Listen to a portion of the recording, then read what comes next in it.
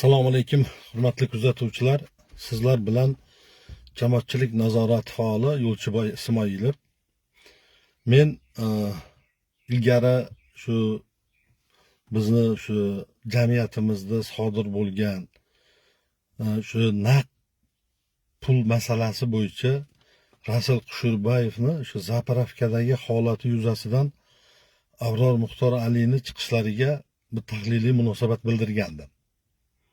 Bu munosabat bildirganimdan keyin bu Abror Muxtor Alini erkin e'tiqod degan bir doim o'sha joyda bo'lib turadigan bir guruhi bor ekan.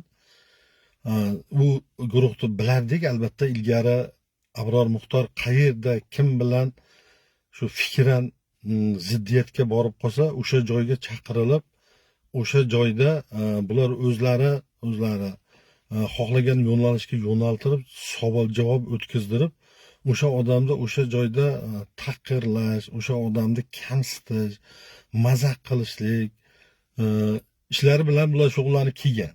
Biz bu ilgargi o'sha bu joydagi o'sha bahslarni ham hammasini o'rganib chiqdik. Biz Abror Muxtor Alini biror joyda bir diniy gapirgan gapini biz bir e'tiborga olib yoki unga munosabat bildirgan joyimiz yo'q. Lekin mana shu joyda ijtimoiy masala bo'lganligi uchun shu Abror Muxtor bilib qilyaptimi, oliy darajali jurnalist odamda huquq savodxonligi ham bo'lish kerak-da. O'sha joyda o'sha sudlov tamoyili, keyin davlat huquq nazariyasidagi o'sha qonuniy o'sha tartibni qanaqa bo'lishligi ko'rsatib qo'yilgan. O'sha narsani bilib bilmasdan shu domlasini himoya qilaman deb hozir o'sha erkin e'tiqod guruhi o'ta menga nisbatan agressivniy og'ziga kelgan gapni o'sha yozib, meni shaxsiyatimga tegib, bu qayerdagi bir axlatxonalardan olgan bir ma'lumotlarini, axlatxonadan olingan ma'lumot. Mana shunaqangi ma'lumotlar bilan birovni obro'sizlantirishlikka, shu guruhni ichida bir o'zini aqlli ko'rsatishlikka harakat qilishliklar bir davom etyapti. Biz buni kuzatib boryapmiz.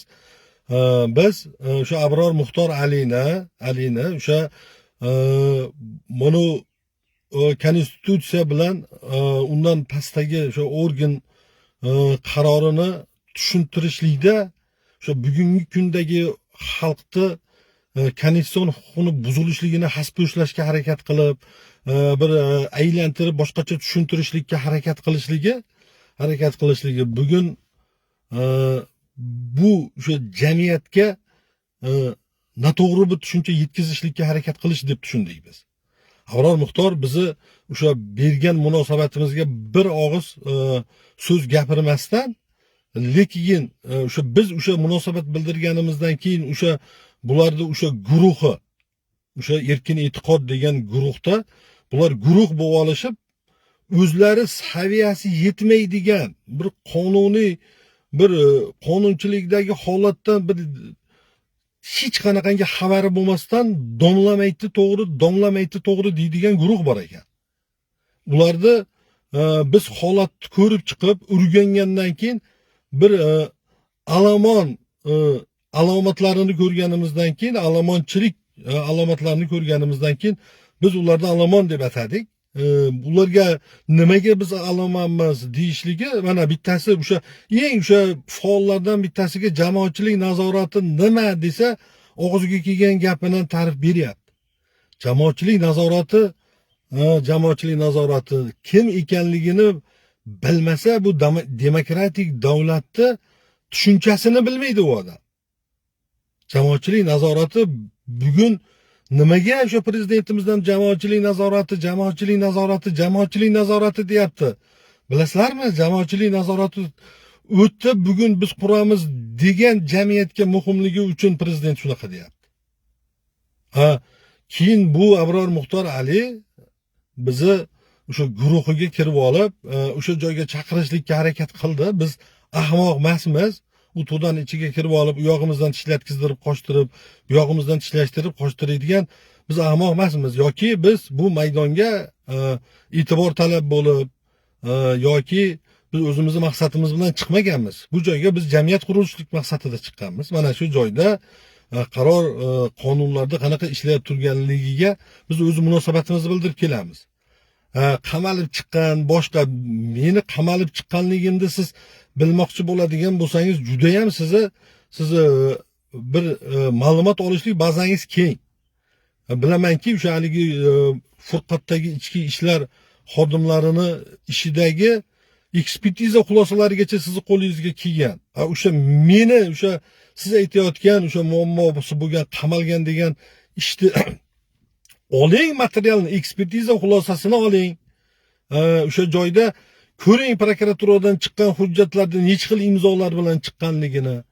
Ko'ring, u da'vo qilyapti turgan o'sha mana bu narsa hujjat degan narsa o'sha hujjatlikka yaraydimi yo'qmi? Ko'ring, aqllisiz. Siz diniy yo'nalishda yuribsizmi? Ijtimoiy masalaga aqlingiz yetmaydigan bo'lsa, xalqni zarariga bo'ladigan, bu jamiyat qurilishligini tamoyiliga zarar bo'ladigan gapni gapirmang chiqib. Shunga biz e'tiroz bildirdik.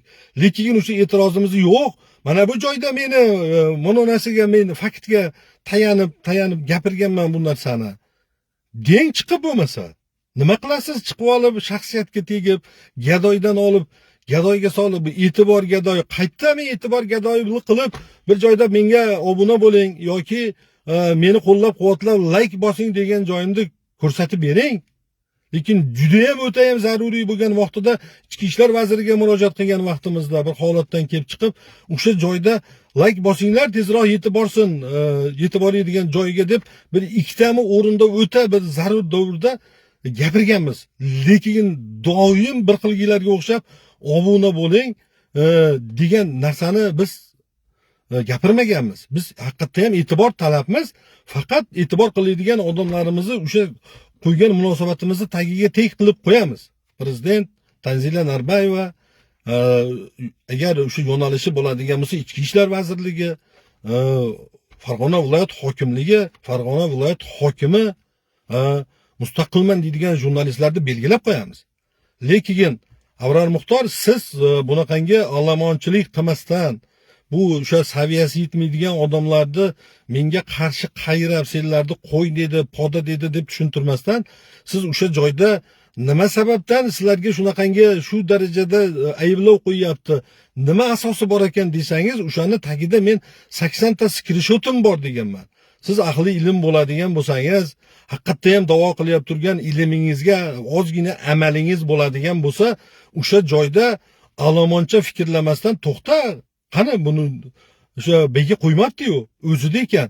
Qani chiq, haligi jurnalist yoningizga chiqib olib gapiryapti. O'shanga siz oliy darajali jurnalist edingiz, menga qaragin, sen hozir bu joyda bu gapni gapirmaginda, o'sha yo'lchidan o'sha hujjatlarini oching, haqiqatdan ham bizning guruhimiz olomonga aylanib qolganmikan degan savolni qo'yishlik bu fazilat.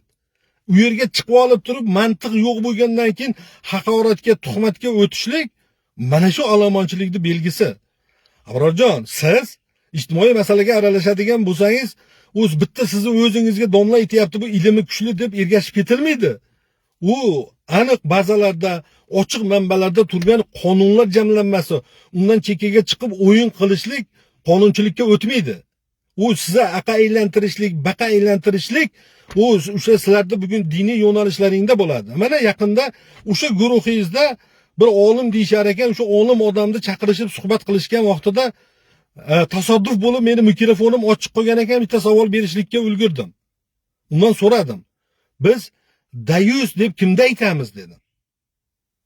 Misol uchun dedim, bir fohisha deb odamlar aytib turgan bir ayol kishi yashab turgan davlatining qonunchiliklaridagi haq huquqini talab qilib, meni haq huquqim paymol bo'ldi deb o'sha o'zidagi asoslimi asossizmi gaplarni gapirib chiqqan ayolni o'zini ijtimoiy sahifasiga qo'yib tarqatgan bloger dayus bo'ladimi degan savol berdim. Domla yo'q dedi. Shunda keyinda atrofga qaradida, haligi bularni yumshatib aylantirib o'tib ketadigan joyi bor-da, odamni o'sha narsaga e'tibor berishlikka yonboshlatadigan joyi bor bular. Keyin aylantirib erkak kishini hamiyati bo'lsa, unaqa joyga yaqinlashmaslik kerak, o'sha narsa alomati bo'lib qoladi-da, unday degan gapni gapirganda, men demak, siz bu hozirgi gapingizdan o'shalarni deyuz desam bo'lar ekanda desam, yo'q, bo'lmaydi dedi. Mana nechtasini deyuz deyapti chiqib olib. O'zini tavil qilib o'sha dinda nechtasini deyuz deyapti. Endi bu ijtimoiy masalami? Ijtimoiy masalaga bugun o'sha diniy voizlik qilib turgan odam bo'lsa, aqli yetmasa aralashmasin. O'sha Zaparovkadagi narsani noto'g'ri talqin qilishligi qonunchilikda qayerda qonun buzilishlik aniqlangan bo'lsa, qadam o'sha joydan boshlanadi. O'sha sudlov tamoyilda o'sha dalil qabul qilishlik yuqoridan pastga qarab yuradi. Bu davlat huquq nazariyasida kengaytirib tushuntirib qo'yilgan. Ijtimoiy tarmoqda o'sha mana nimani raqamli texnologiyadan foydalaninglar.